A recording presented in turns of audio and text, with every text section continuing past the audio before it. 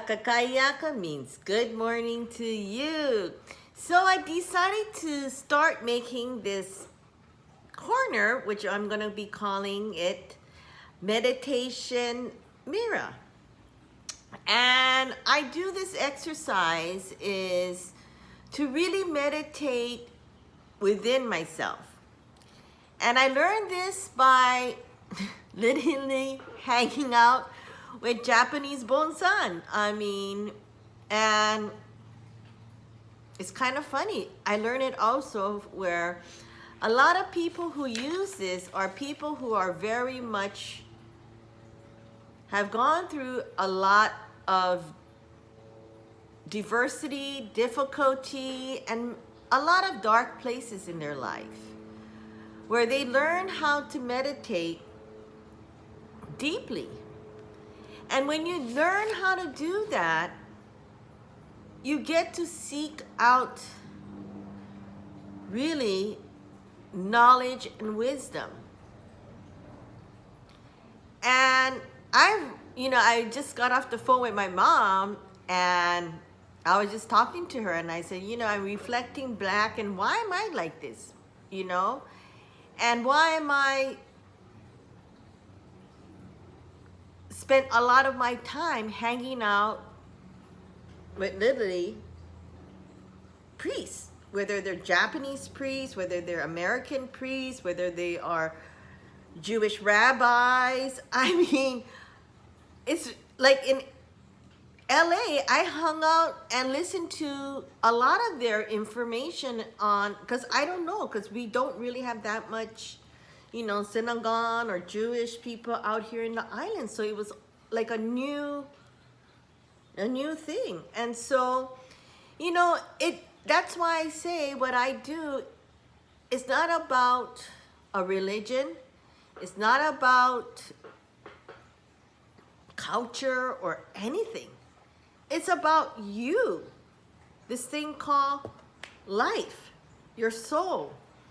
And so, really, today's meditation is really about knowledge and wisdom. And it's the highest commodity that you can attain in life. I would literally go down to Venice Beach and hang out and talk to people, whether they're homeless or whether they are selling crafts or whether they're selling crystals or whether they're just working out at the beach. Life is all about seeking these knowledge. And you learn so much. I learned so much from people who went through the highest point of their life and they fell down. Dondoku ni ochita. They went down. And these people have a lot of knowledge and a lot of wisdom. And you look back at them and you ask them, why don't you want to rise up again to where it is? And they said, why would I want to be with people like that? It's much more peaceful being here.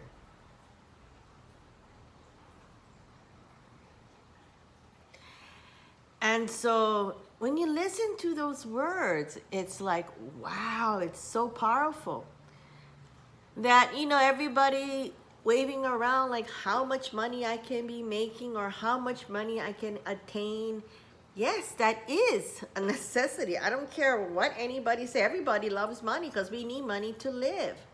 But it's how we bring it in and what we do and what we give. Nobody needs in this world to do things for free. We can attain to do things for free when we want to volunteer our time. I've done countless things that I don't even tell anybody, because it's something that comes from my heart that I volunteer my time, my love, my money, my effort, my energy. And it's a sacred feeling. Some people want to show it off. Great. So they can encourage more people to do it. It's how you work with your situation and how you do it, because those are the ways of your mannerism, that those are your way of life, those are your ways of means, and those are the ways of really how you want to live and spread your, we call it in Hawaii, aloha. How do you want to spend your love, and how you can change people's life through your knowledge, through your wisdom. And if you have that time or money, you give it out to people who really needs it. And you know, it's funny is because there's a lot of things that's so different between Eastern culture and Western culture, you know. One is more of a silent, you know, the way they do things is very mindful, quiet, to attain that goodwill, that free will. The Western culture I see is it's more like, how can I attain this? And I'm not saying it all, but I'm just saying, you know, where they go and show it off.